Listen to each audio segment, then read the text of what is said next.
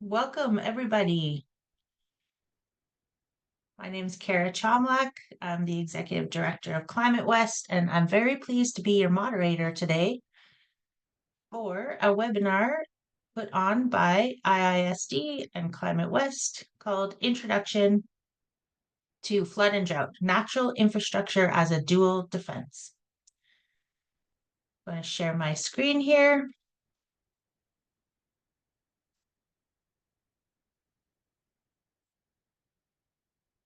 And I'm hoping people can see this. Looks good on my end. So I'm going to encourage everyone to introduce themselves in the chat.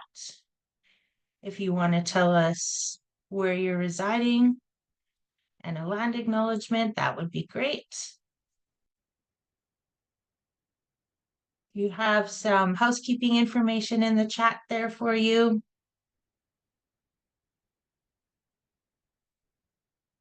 And I'm going to proceed with a short presentation and then we'll get into our panelists.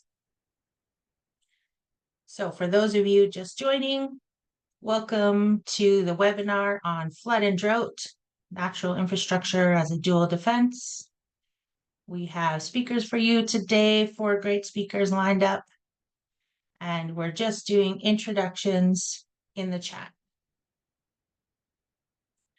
Feel free to let us know the land you're residing on, and we'll get going here. Okay, so this webinar is put on by IISD, Natural Infrastructure for Water Solutions, which is a 5-year initiative to 2026 to help scale up natural infrastructure for cleaner water and more resilient communities across the Canadian Prairies region. And the NIWS aims for natural infrastructure to be backed by evidence, adopted at local scales, financed and enabled by policy. And so here's the QR code.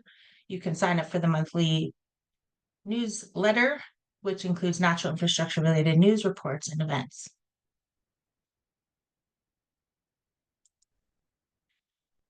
And I wanted to acknowledge that ClimateWest work occurs in the traditional lands of many Indigenous nations and covers the territories of Treaties 1 through 8 and 10. And today I'm coming to you from Treaty 6 territory, which is the home of the Neheo, the Dene, the Anishinaabe, Nakota Iksa, Niitsitapi, and we are on the Métis Nation of Alberta Whitemud District 10. And the Edmonton region is also home to one of the largest Inuit populations south of the 60th parallel. And so just acknowledging that today's webinar is mostly in the Western science format, and at ClimateWest, we're always looking for ways to weave Indigenous knowledges into our climate resilience building work. And so we're looking forward to future webinars having an Indigenous perspective. This is part of a series of webinars, and we're always open to input on this. So feel free to reach out with your suggestions on how to weave Indigenous knowledges in our climate resilience building work. All right, I'm seeing lots of introductions in the chat. This is great. Keep up the good work. We have over 200 people registered today, so great to see you all. So ClimateWest is part of a national network of regional climate service providers. So we cover the provinces of Alberta, Saskatchewan, and Manitoba. And our mandate is to deliver credible, useful, and timely climate information data and tools tailored to the region in support of positive adaptation to a changing climate. So we're an amplifier, connector, collaborator. We're advocating for all sorts of audiences to be ready for climate change by understanding climate data and having adaptation plans in place. Facilitator, translator, and lots of knowledge products really specific to the prairies on climate impacts and even the costs of climate change. So check those out on our website. Okay, so let's get into our flood and drought webinar. We're actually going to start with our second speaker, and then we'll come back to Heather. So Colin Whitfield from the University of Saskatchewan is going to provide some practical information on how wetlands contribute to flood and drought mitigation, which is particularly important as we face increasing risk of severe and prolonged drought. So over to you, Colin, if you want to share your screen, I'll stop sharing.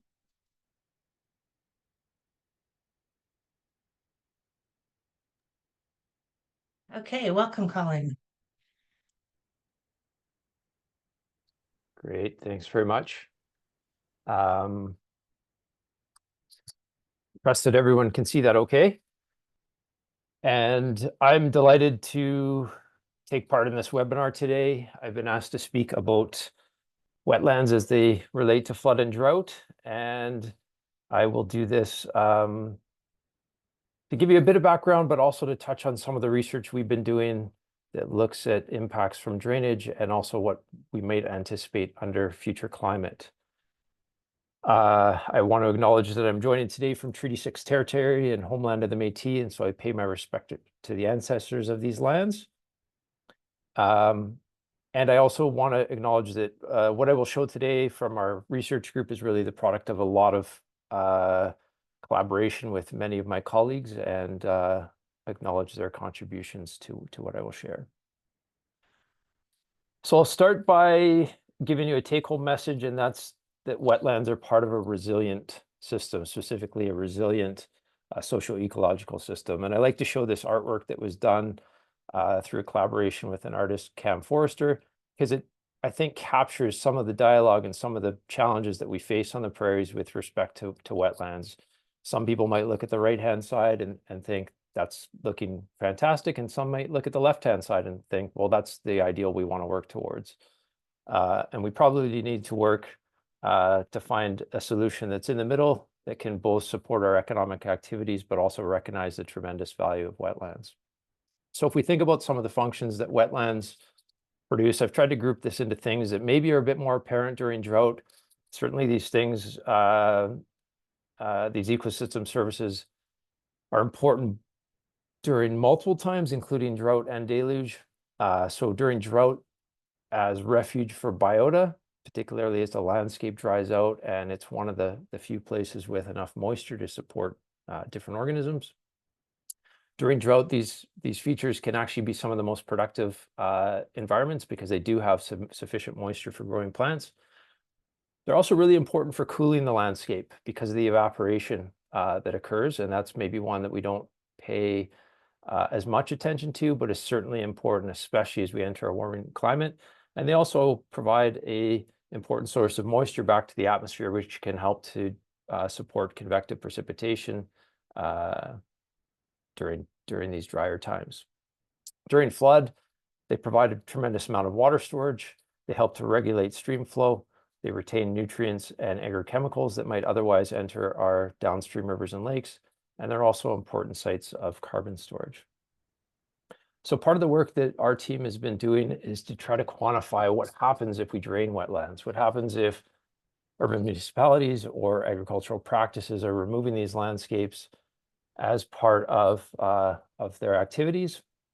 And I'm going to focus specifically on one portion of the prairies to start, and that's the area shown in blue there, which we've referred to as the pothole till.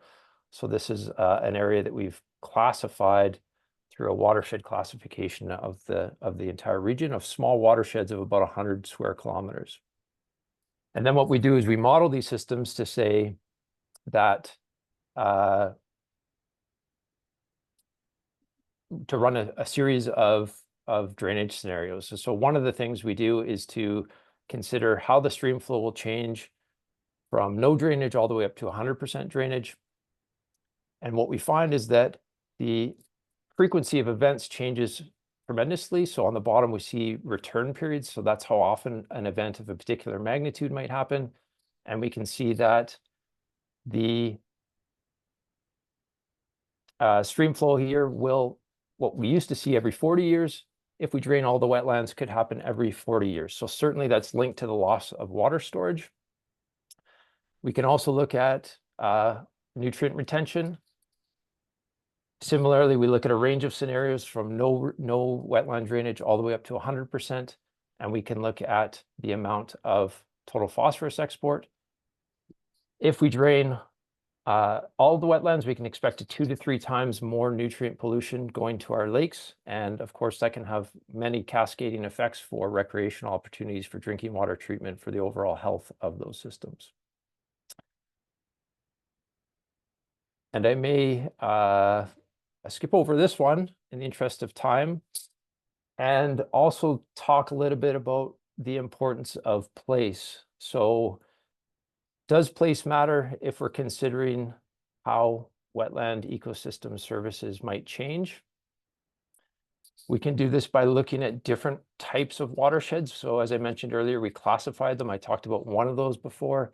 Now I'm going to show you some results from different watershed classes as they relate to bird abundance, specifically duck abundance. So as the climate changes, what can we anticipate might happen? These results represent 6 of those classes, and those are their abbreviations shown there. And I want to draw your attention to a couple of things. One is that our starting point is that these systems are really different. We have areas or watershed classes that have low pond density, and we have areas that have high pond density. And we can also look at how those lines change, particularly the slope as the temperature increases, and some are flatter and some are steeper. And so what this might encourage us to think about is whether we might target particular places on the landscape for retention of wetlands if we want to achieve goals with respect to something like biodiversity by preserving habitat. If we compare those 2 classes at the top, we expect that as the climate warms, one of them is going to lose a lot more wetland area and a lot more habitat than the other. So that might guide us to preferentially target one of those or multiple of these watershed classes. The same can also be somewhat true for the ones on the bottom as ideal sites to try to support efforts at wetland retention. I'll just quickly mention that the data that I'm sharing with you is available through a data visualization dashboard that we've created. That's the QR code on the left. We also have a new tool that's really designed to support investigations of hydrologic response, and particularly hydraulic applications. So what happens if we remove wetlands from the landscape, and what might that do for infrastructure? The QR code on the right will allow you to take you to a data set that is designed for practitioners to use to answer questions around hydraulics and modeling of stream flow, flooded area, and things like culvert sizing. Okay, so back to where I started. Wetlands are part of a resilient system. That's my key take-home message for you. They provide a tremendous amount of value in terms of ecosystem goods and services, and this applies both in times of drought, particularly some of the cooling impacts and some of the availability of moisture for plant growth, but also in deluge. And my research that I focused on today is really about questions around excess water and what happens to that water when we're draining wetlands from the landscape. And certainly the impacts are large, and they start to occur at low levels of drainage, as low as 10%, which maybe is one of the surprising findings of our work. I will acknowledge that we have an absence of wetland conservation policy in the region, particularly in Saskatchewan, where wetlands are being drained at a very high rate.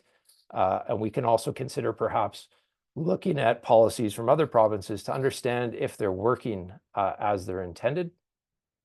And we can use our understanding of the systems and the differences in space to perhaps better understand how we might manage the system, how we could prioritize different parts of the landscape to achieve goals with respect to a resilient water future and resilient communities, and thinking about how wetlands are a vital component of that.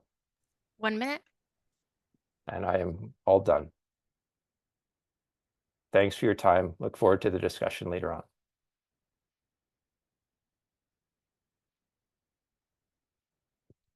Awesome. Okay, well, thanks a lot, Colin.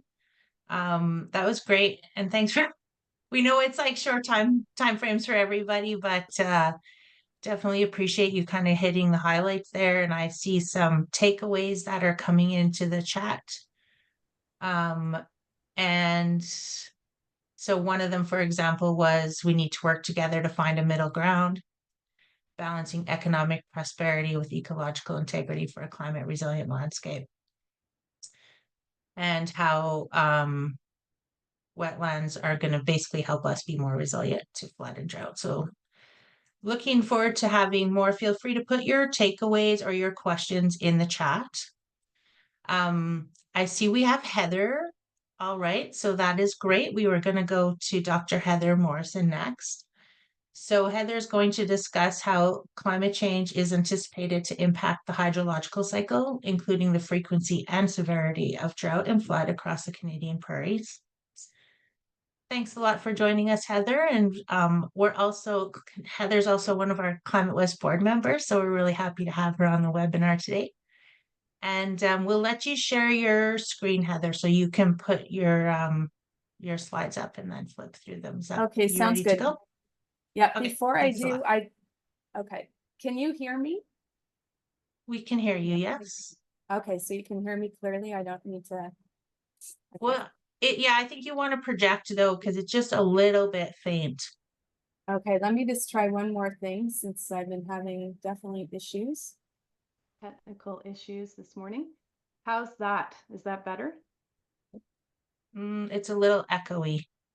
Okay. Okay. So as Heather gets going, everyone, if you can't hear Okay. her, just put a note in the chat. Okay, so can you hear me now? It's even more faint actually now. Okay. So you know what? Better. Switch to the other. Is that okay? That's good. Yeah. What's okay, happening so I'm gonna now? have to be just very specific about where I stand. So sorry everyone for today. We're having a big rainstorm and it knocked out my internet. So I have had to hotspot. So it took me a few minutes to get that going. But I'm very happy to be here today. So I'm going to share my screen. And while I'm doing that, I will introduce myself. And I'm just looking for the share screen, which is the green square at the bottom. Okay, so the first screen I want you guys to see is yourselves. So share. So hopefully you're seeing yourselves. And next, you should be seeing the presentation. So are you seeing the presentation? Yes, we are. Okay. So I'm Heather Morrison. I'm the Executive Director of the Canadian Centre for Climate Services.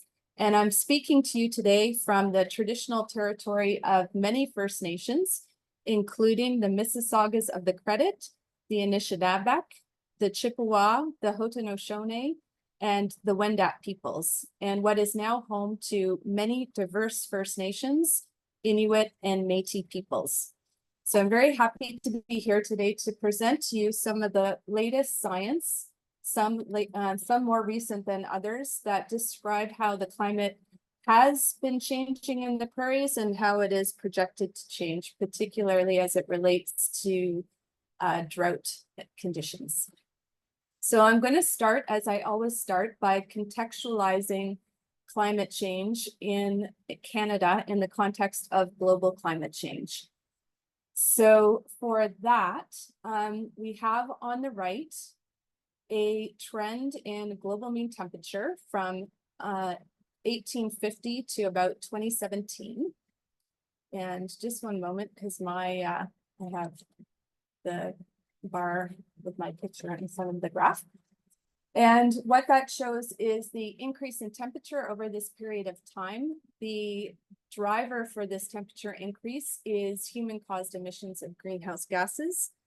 And when we transpose the latter part of this trend onto the graph on the right, so it shows up in red, and we juxtapose this increase in temperature with the increases we've observed in Canada in blue and the Canadian Arctic in gray, you can see that the temperature increase in Canada has been about double the global rate and about triple the global rate for the Canadian Arctic.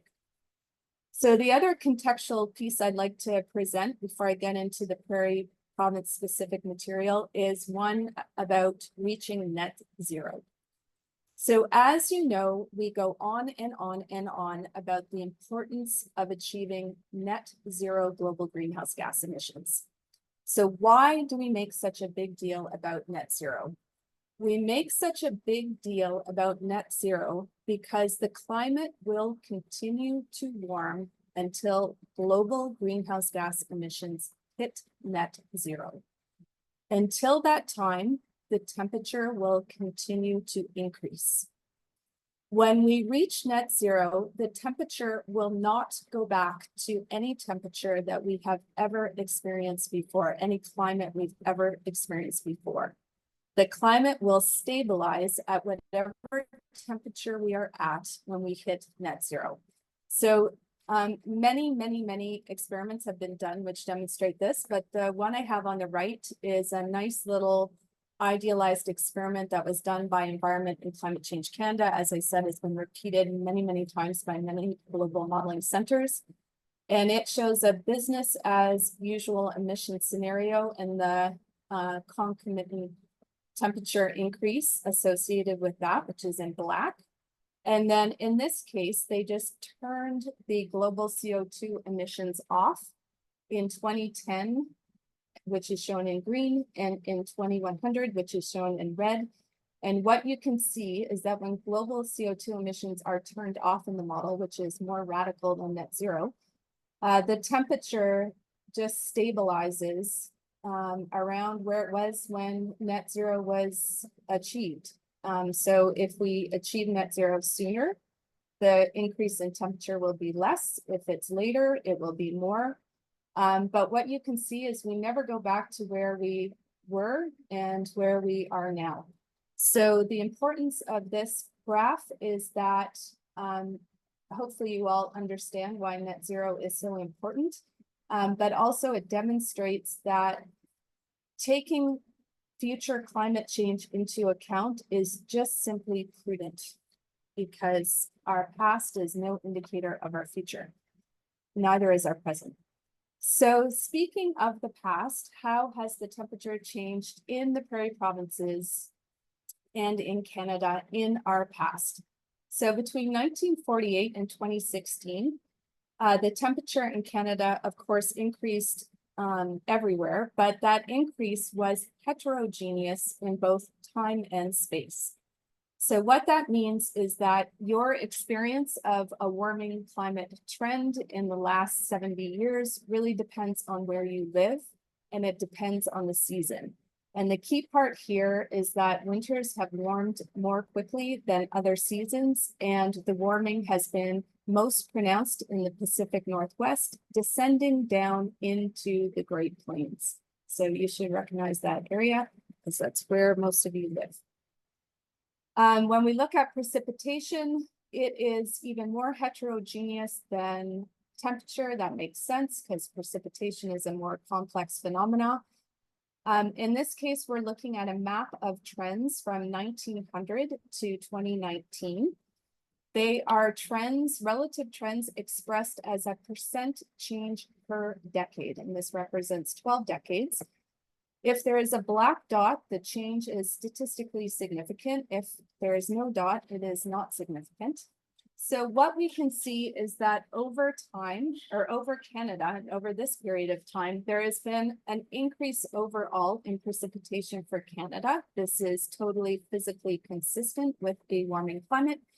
However, there are certain parts of the country that have not seen really any major change or have seen a decrease in precipitation over that period.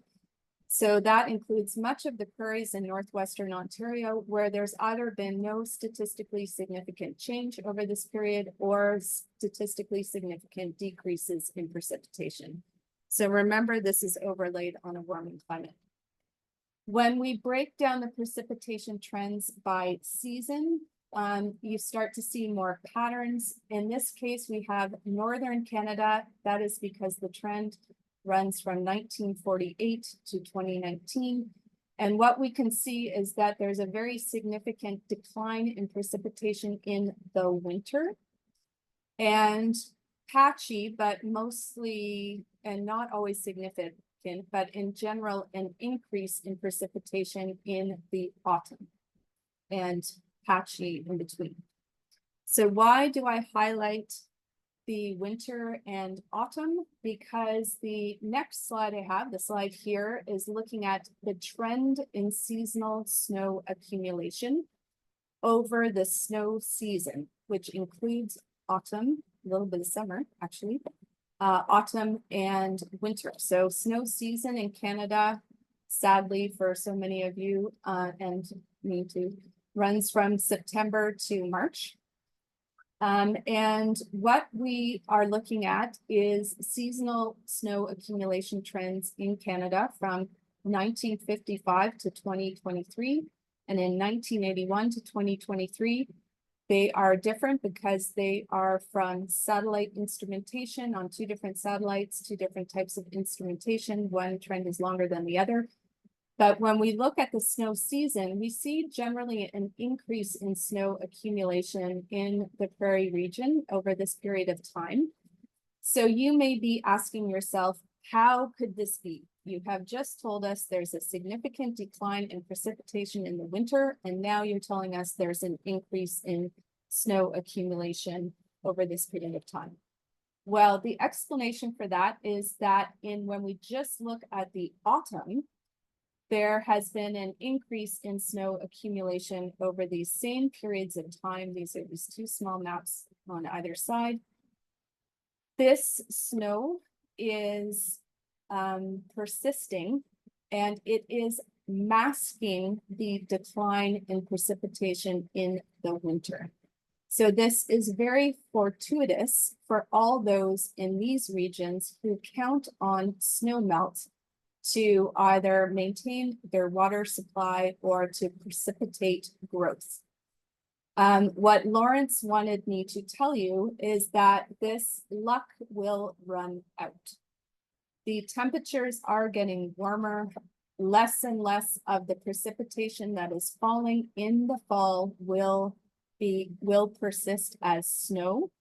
And so eventually that will unmask the decline in precipitation in the winter and, the consequences to water availability in the region accordingly. So that is my segue into the future. So what are we projecting in the prairie region with respect to physical climate in the future? Well, of course, we are expecting it to get warmer. That is such an obvious projection that I didn't bother to put a map up to show that, because it would just show exactly that. So instead, I decided to show a map of a more recent analysis that looks at projections in humidex. Humidex is a combination of humidity and temperature, and it is a better representation than temperature of how humans perceive temperature. And that is because if it is very humid, our sweat does not evaporate as efficiently off of our bodies, and we overheat more quickly. So in many parts of Canada that are used to having hot and humid conditions, they have occupational health and safety thresholds that essentially mostly kick in at humidex greater than 30. So in many of the places that you live in the prairies, you have not traditionally had a lot of high humidex days. So you may not have occupational health and safety standards that apply, that have a humidex threshold, or you may not have had to apply that, the safety measures that are associated with that threshold very often. However, that is changing. So these graphs show the projection in the increase in the number of days with a humidex greater than 30 by end of century under a low emission scenario and a high emission scenario. And the change is relative to 1971-2000. And under a low emission scenario, you can expect to see in some places up to a month more days with a humidex greater than 30, and under a high emission scenario, up to 60 plus days with a humidex above 30 by end of century. So if you have a portfolio that needs to protect the health of your workers, particularly outdoor workers, this is something that you should plan for going forward. So the next piece of work I'll show you is projections. These are very, very new. They're just in the process of undergoing review. They are being produced for the next Canada's Changing Climate Report that's coming out in 2025-26. And these are projections of the increase in frequency of what is today characterized as a 1 in 10 year drought. So a 1 in 10 year drought is a severe drought. So these are projections. This one is for a medium emission scenario. So these two are for a medium emission scenario for mid-century and for end of century. And this is for a high emission scenario at mid-century and end of century. And what the legend is the change in the frequency of what is currently a 1 in 10 year flood event in the future. So under a medium emission scenario in the just around the corner, mid-century, you can expect the frequency of severe drought to be as many as 3 years out of 10, depending on where you live. Under a high emission scenario, mid-century, this could be as many as 5 years out of 10. By end of century, under a medium emission scenario, this could be as many as 5 years out of 10 severe drought, and under a high emission scenario, as many as 8 years out of 10 in severe drought. And as you can see, these severe drought conditions really extend quite far north. So basically there is a lot of drought projected in our future. So the last indices that I'll present are also relatively new, quite new this year. And they are projections of what we call fire weather index. So that is projections of the weather conditions that are conducive to wildfires. And what the graphs on the bottom are showing is the change in the number of days, so the length of the wildfire season under, in this case, a high emission scenario for mid-century. So by mid-century, under a high emission scenario, we would project to have up to, depending on where you live, a month longer forest fire season. And results that I don't show here suggest that, or indicate that the extent to which our forests are conducive to supporting intense wildfires also increases over this period. So there'll be more times when forests are highly susceptible to forest fires in our future, and the season will be longer. So I presented quite a bit of data today, and you may be wondering, where can I find this data? This is all interesting, but I need to look at my own spot on the planet Earth and figure out what that change means for me. So much of the data I presented to you today is available on climatedata.ca. Some of the newer analyses will be published in Canada's Changing Climate Report in 2025-26 and will make its way also onto climatedata.ca. You may then be wondering, okay, that's great. I have this data, but honestly, I have no idea what to do with this data to make it useful in my specific context, which is very specific to what I'm trying to do, what I'm in charge of, what I need to plan for. I do not now know how to assimilate this information into my risk assessments and decision-making frameworks. So what do I do? Well, if that's the case, there's free help out there for you. So the Canadian Centre for Climate Services is our national climate service provider, and we offer free support to anyone who gets in touch with us. We have a 1-800 number, we have email addresses, we have websites, the whole bit. So if you reach out to us, we will definitely help you. But we are fully cognizant that we do not have the capacity to provide the level of support that Canadians require, because the demand for these services are growing exponentially. And we also are very cognizant that adaptation is inherently local and really benefits from local understanding and expertise. 1 minute. As such, are we almost out of time? Yes, sorry. Okay, that's all right. So as such, we've created a network of regional organizations, and in your region, that organization is ClimateWest. So with Kerra, and there she is. So reach out to Kerra, and Kerra will also help you find what you need. So in summary, the climate in the prairies is changing, and this includes changing risks associated with changing patterns in precipitation and warming. Only when net zero global greenhouse gas emissions are maintained will the climate stabilize. There is no going back to our current climate or our historic climate conditions. Climate services are available in Canada to support climate smart decision-making and resilient infrastructure design. So please take advantage of that. In short, adapting to climate change means planning for the increased risks that a future climate will bring. So that is it. Thank you. Thank you very much, Heather. Some sobering projections there around severe drought and fire weather and humidex. So thank you for sharing that. There are some questions popping up in the chat.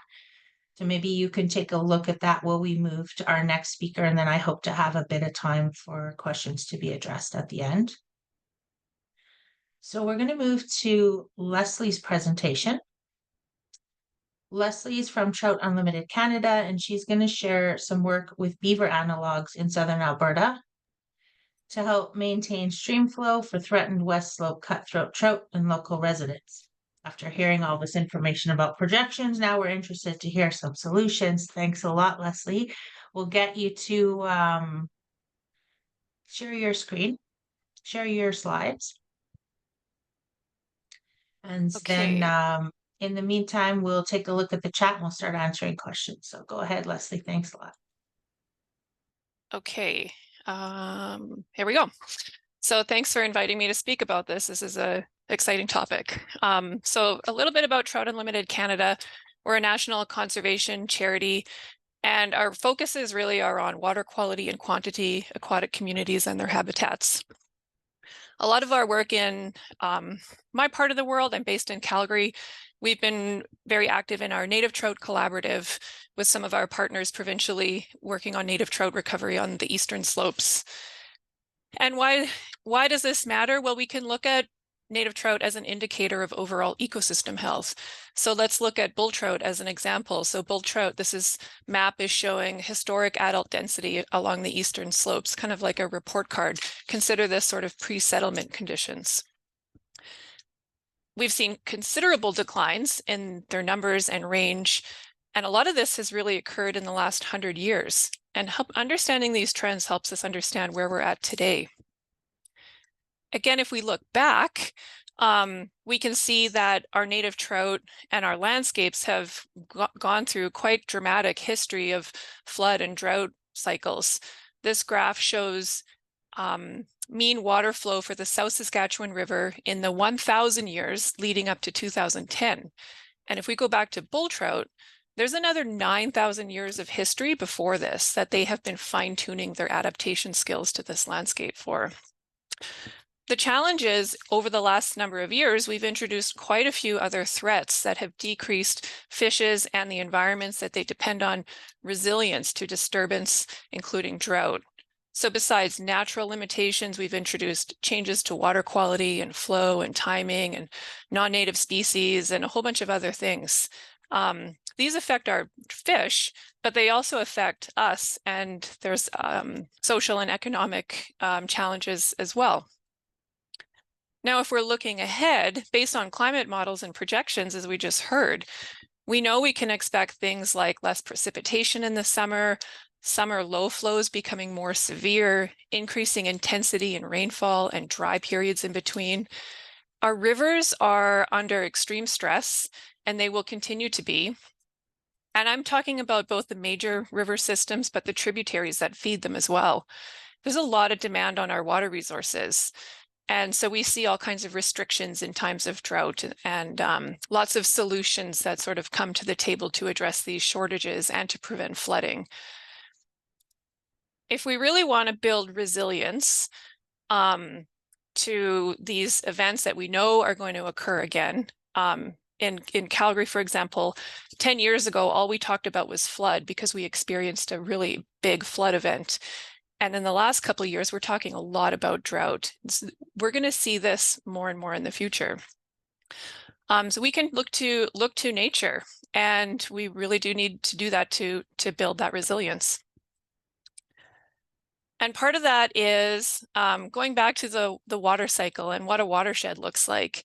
We think about a major dam, for example, on a main stem river. That doesn't really protect aquatic resources. That's the last opportunity you have to manage water on the landscape. If you think of water coming to our rivers, not from our rivers, it helps us understand that there's a lot of actions that we can take to improve the landscape's ability to intercept and store water. And that might mean reimagining what a healthy stream looks like. If you close your eyes and imagine what a healthy stream looks like, maybe it looks something like this, a foothills stream. You know, a lot of people might think of this, a lot of restoration models and classification systems have strived for this kind of thing too. This stream, I'm not saying it's unhealthy. It is a really efficient transport system as well. It's good at moving water and sediment, and it has relatively stable. But what even is normal anymore? The reality is most of the settlement in our part of the world came after the fur trade. And this was after beavers had been largely removed from the landscape. And as beavers have been reintroduced and recolonized, we have found them difficult to live with because they change the hydrology in the landscape. Another way of looking at a healthy riverscape could be something like this. This is a beaver-influenced riverscape. It's messy, it's complex, it's chaotic. It's also inefficient at moving water and sediment, but we have to be okay with that. There's a lot of water stored in this system, not just in the stream, but in the riparian area and the floodplain soils. It also supports biodiversity, forage for livestock and wildlife. And these kind of riverscapes help to prevent the impacts of fire, and they dampen the effects of flood. Sherry Westbrook at the U of S has suggested that in a beaver-influenced riverscape, you can have the water table is 10 centimeters higher on average. But of course, context matters. And we have to recognize that we have really developed a lot of our lands, and we don't have space for this kind of messiness. And so we're still seeing the draining of our riverscapes occurring. This is just a clip from a video advertising services to dynamite beaver dams. Absolutely, there are places where we conflict with beavers. It's complicated. The beavers are really still persecuted. The challenge is in situations like this, this is occurring during a time of severe drought on the prairies. And I think we need to start thinking about beavers as major tools for improving our water storage ability. So again, looking at, these are some information from 2 tributaries of the Bow River, looking at our kind of headwaters. And again, Sherry Westbrook suggested that the Wypress Creek and Jumping Pound Creek systems, they currently only support 8 and 5% of their capacity for beaver dams. So we're nowhere near what we could be in terms of storage. Beavers are also really great at preventing the impacts of fire. This work is from Emily Fairfax, demonstrating that these wet floodplains and riparian areas are pretty good at preventing things from burning. The reality is many of our streams have become deeply incised and degraded. As these streams erode downward, the water table drops. Water moves quickly off the landscape, and there's really not a lot of opportunity for habitat in these systems as well. So we're looking at ways to fix that, and we didn't invent this. People have been trying to create beaver dams for a really long time. So we're manually building beaver dam analogs that mimic and promote beaver activity. And the structure that we're adding to these streams forces complexity and ultimately letting the natural system do the work to go from these degraded streams to something more complex and healthy. Here's an example of us building beaver dam analogs in that Wipers Creek watershed west of Calgary in September of 22. The following year, which was a very dry year, this beaver dam analog in a series of 3 was still holding water, which is really exciting for us. Even better, beavers moved upstream and set up shop and built a series of beaver dams. And the benefit of this is that the beavers don't require any permits, they don't need any funding, and they will continue to maintain these structures ongoing. We just have to let them be. It helps that we're also removing barriers to allow beavers to get up into that system. As it happens, we removed this set of hanging culverts and replaced it with this arch for fish passage, but it's also probably one of the key things that help beavers get back up into that system. Going further south in the Porcupine Hills area, this is a great quote from 1948 from fisheries biologists said, Trout Creek and nearby Linden Creek within the forest reserve would go dry in late summer were it not for storage of runoff in the beaver ponds. And here's a picture of it dry in September a few years ago. So we're building beaver dam analogs and we're hoping to kickstart those processes. So the picture on the left shows just after building a beaver dam analog. This was in a series of 18, a complex. Again, it was dry when we built it. In the following spring, they're already starting to kickstart the natural processes of water storage and flooding those soils. Same thing. Thanks. This is another one on the same system. So kickstarting those natural processes, flooding those soils, giving those willows access to water. There's a lot of real estate out there. This is a picture of a generic watershed. It doesn't matter where it is. But it's demonstrating that there's a lot of these small first order wadable streams on the landscape. And if we just build, dams and reservoirs on the main stem, so like the green line, that's again, our last opportunity to manage water. What are we going to do for the rest of the landscape? And we have a real opportunity to improve storage up on the land. That's it. That's everything. I made it in under 10 minutes.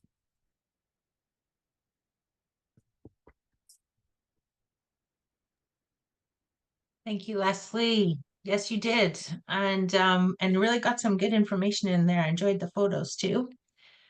So folks, feel free to put your questions for Lesley in the Q&A there. And Lesley, take a look at that while we move to our next presentation. And then we will have time for questions at the end with all of our panelists.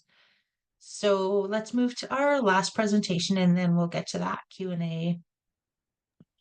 So Justin Reed is the manager of Manitoba's Red Boyne Watershed District, and he's going to discuss the growing interest in water retention across the watershed, enhancing surface water storage, promoting groundwater recharge, and mitigating flood risk downstream.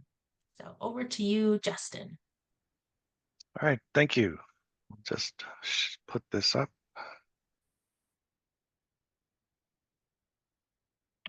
All right, everybody should be able to see that.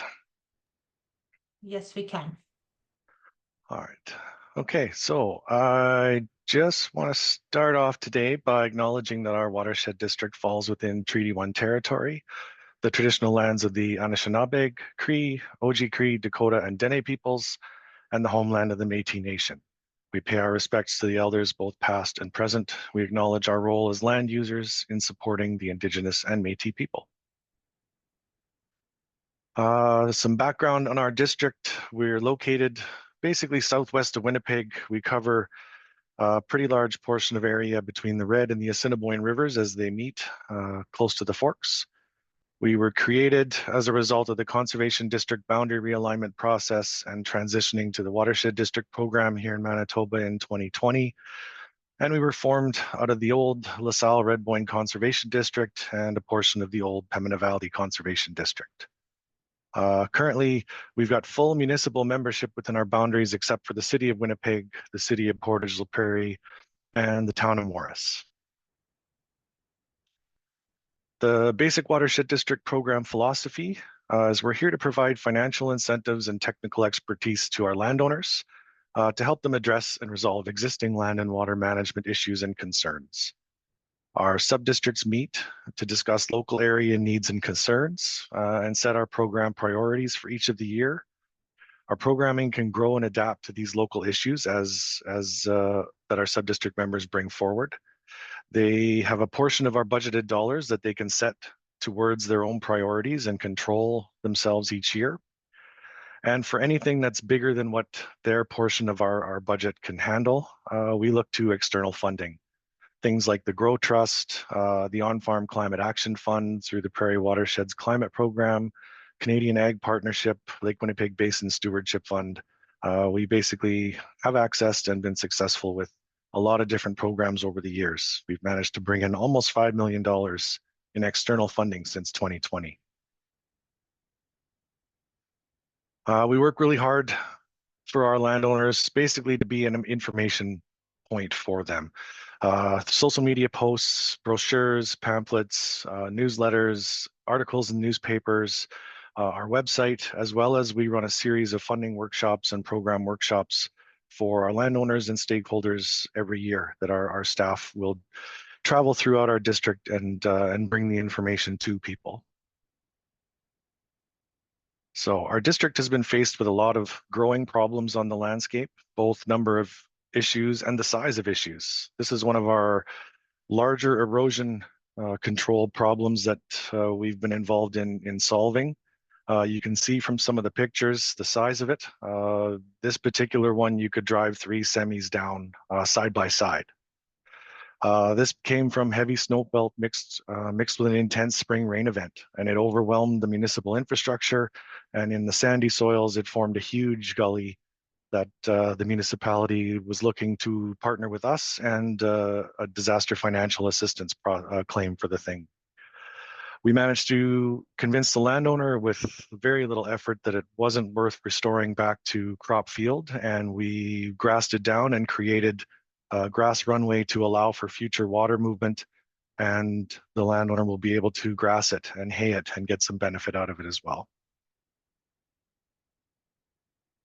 Another kind of project that we've involved in is basically working with landowners to find any kind of solution to help balance watershed benefits and individual benefits. Surface flow was eroding this particular landowner's field, and it was causing instability in the banks of the creek that bordered the field. We created a small berm on the edge of the field that helped protect the bank, helped stabilize the riparian area, and it allowed the field to backflood naturally, the surface flow can move through naturally without causing erosion on the stream banks, and everything works at a much slower, much more sequenced flow. So the big one that we like to talk about is our Pelly's Lake project. Lots of people may have heard it over the years. This has been featured in IISD videos. It was featured in the Insurance Bureau of Canada Natural Infrastructure Report. It's a very large retention project that has about 1,000 acre-feet of storage. It holds spring runoff, is released in late spring, early summer. It works as a downstream recharge for reservoirs. It's a groundwater recharge for a local public water supply. It increases the health of the wetland. It increases hay production for the landowners. We've been involved in a biomass harvesting project as well with IISD and the Prairie Agricultural Machinery Institute, which has helped increase some of the biodiversity in the area, as well as providing usable biomass for people. And it's one that we're quite proud of. There's a few photos of the lake area, the structure during construction, and some of the native biodiversity that you can see around the area. There's a lot of crocuses, lady slippers, things like that. So this is an aerial view of the project. You can see there's 2 distinct lakes or retention areas. Each one of those is about 1.5 miles long, and there's about 630 acres of total retention area. And you can see in this picture that the biomass harvesting has already taken place this year in the downstream reservoir.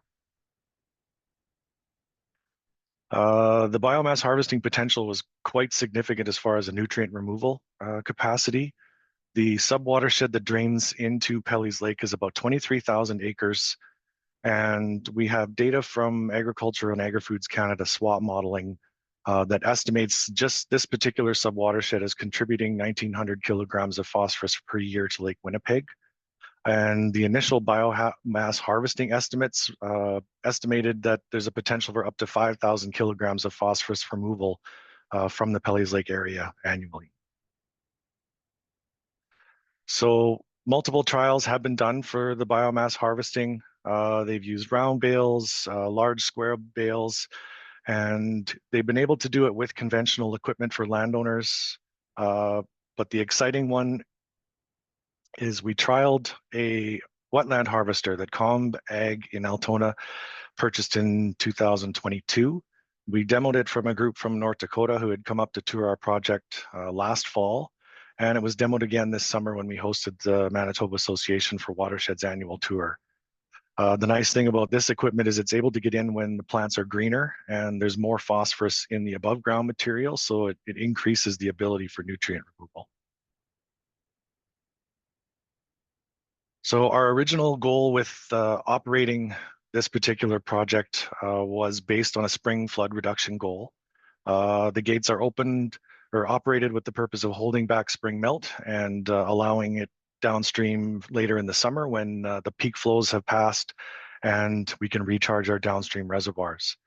However, in 2021, we had a fairly significant drought in Manitoba, and we actually changed our operating schedule in season.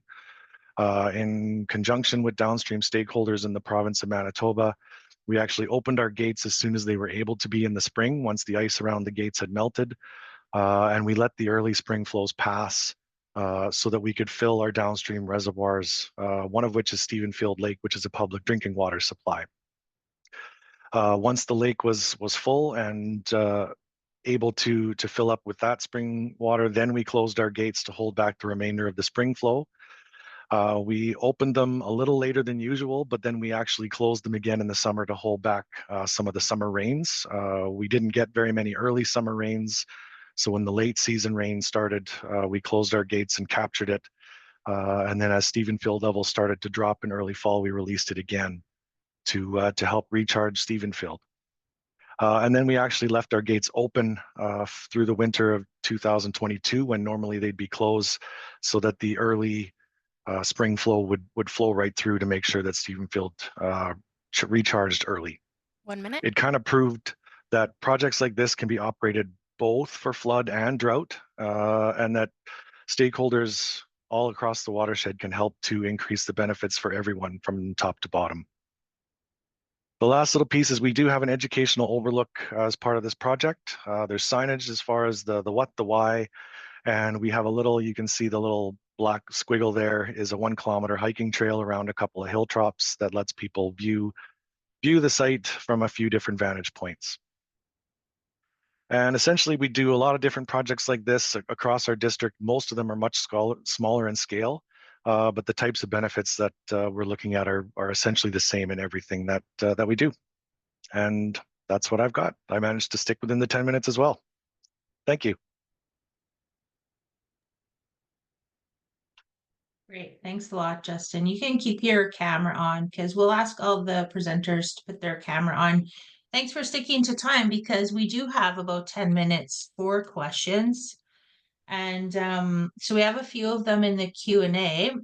So, and feel free to add more attendees if you have any questions for our speakers. You have a bunch of knowledge here. Let's take advantage of it and ask your questions. So there's some bigger questions coming up in the Q&A, but let's start with the top here. So projecting temperature increases. So this is probably for Heather. Just a comment, or is there any comments you have around accuracy? Like, how do you know you're used to presenting these projections of temperature, but if people are hearing this for the first time, like how can you say these projections are going to happen, and what's the accuracy of those? Well, there's many different tools that are used, but I'm first going to address the mistake that so many people make that always comes up. And that is they take a gridded climate projection and they compare it to their local weather station data. So if you do that, they will never match. If they actually match, there is something wrong, because a global climate model is projecting the average conditions over a grid square, whereas a weather station is measuring the weather at a point, like a specific point in space. So they should not match. But what they have done, like there's many different techniques for doing this. So climate is a 30-year trend. So there's lots of work that's compared climate projections against historical data. People have gone back and looked at the projections from older climate models that were physically simpler. The numerics of the physics of the biosphere were simpler, and looked at how those early projections compared to what has actually transpired. So there's a whole bunch of different techniques that are used, and the long and the short of it is they're very accurate climate projections. So they're Yes, sophisticated models, but the physics of the biosphere is pretty simple. The interactions are complex, but it's well-treaded scientific stuff. And yeah, so they're very accurate. Thank you. And Jennifer, I hope that answers your question. So you're hearing that from the director of the Canadian Centre for Climate Services. So those are the projections that are out there, and we're happy to help you kind of translate that to your local level as well. If you want to reach out to ClimateWest, there's some great data out there for your specific regions on absolutely. temperature projections. And Kerra and others can help you consider uncertainty in model projections, which is, a big thing because there's uncertainty in our future greenhouse gas emissions. Different models make different assumptions to allow the models to run in supercomputers. That creates uncertainty. So you need to consider a number of factors, but you can rest assured that those projections are going to give you information that is better than not considering anything at all. That is for sure. Yeah, and so that's why on a webinar like this, we wanted to have projections presented as well as the solutions that Justin and Colin and Lesley were talking about. So the second question in the Q&A is a general one for any of our speakers around investment in biodiversity and nature, and what are you seeing and how can we increase that? Because we know we're going to have more drought, more floods, and you're all saying that, these natural infrastructure solutions are what we need to look at. Is there any comments out there on investment in biodiversity and nature and just kind of raising the priority of that in the work we do with the people we work with? Are you seeing any investments, Lesley? I'll take a stab. There's a lot of overlap in the work that we're doing in terms of climate resilience and biodiversity benefits. And so I think we all just have to become really creative. If the work is coming from native trout or the funding might come from native trout recovery funding pots, but it has much broader benefits. There's a lot of work that was done in the States on sage-grouse recovery, again, on building BDAs and having much broader benefits to, ranchers and, things like that. So I think we just have to get creative and try and find opportunities where you can hit multiple benefits. And multiple benefits was kind of a theme that kind of came up as well. So these natural infrastructure solutions are addressing both flood and drought, which is interesting. And so that's kind of one selling point when you're trying to encourage landowners, for example, to retain water. Colin, did you have any comments? Yeah, maybe a bit more forward looking, but there's been conversations, I think, in two areas. One are about food production systems and some of the goals that companies, larger companies, the McCains, the Loblaws of the world, what they want to see in terms of food production. And I think there's growing consciousness that perhaps things need to be done differently in ways that are addressing these biodiversity concerns, addressing concerns around loss of natural infrastructure. So that's one area where I've heard producers flag as important, an important movement. The other one that's been suggested a few times in different forums that I've been in is the idea that things like wetland drainage perhaps could be used as a lever to disqualify for drought insurance, for example. So there are perhaps ideas out there that haven't yet manifested into actionable change yet, but maybe are on the horizon of thinking about the integrity of these systems and some of the financial instruments that are associated with damages that come when we change those systems. Okay, thanks a lot. Yeah, so a theme around kind of being creative, thinking differently, and exploring some of these solutions that maybe not quite developed, but around insurance and banking, and let's see what we can do. There's a question. We knew we were going to get at least one question about beaver dams, Lesley, right? Around agriculture lands in Alberta, do you have any examples of what those may have looked like? Or are there any unique considerations to be made when undertaking beaver dam analogs on lands used for agriculture? Yeah, so the second example I showed where we built that complex of beaver dam analogs, it is used for agriculture. It's within a grazing allotment. And so I think it's just important to work with the landowners or land managers to understand what their needs are, what their constraints are, and then work within that.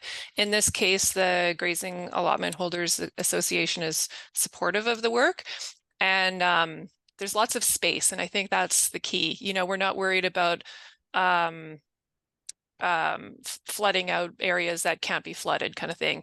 But also we have to be open to, maybe we have to move some fences, or maybe this road needs to be raised up, or those kind of things. Those are the constraints that we have to work within. Okay, thank you very much. I think we got through most of the questions in the Q&A. There was another round uncertainty, but we've already addressed that. So feel free to reach out to ClimateWest if you have any other questions, or to IISD, and we'll get your questions to the panelists. Heather, you answered my question about humidity. That I was hearing you say that you're going to have more humidity and more drought, and you said you can have both in Santa. Okay, so just checking to see if there's any other questions that have popped up. I think we're okay. I'm just going to show one more slide here. So let me just first thank Justin, Colin, Heather, and Lesley for your presentations and for answering questions.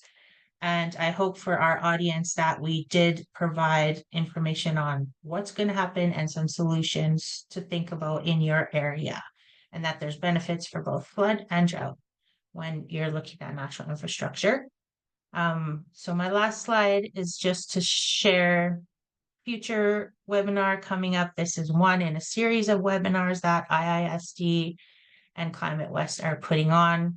So mark your calendars for November 26th for a municipal perspective on the value of natural infrastructure. And then we hope to do another one after that. Thank you all very much. We're right on time. Really appreciate everyone signing up, and feel free to reach out with any of your follow-ups. Thank you all very much. Have a great day.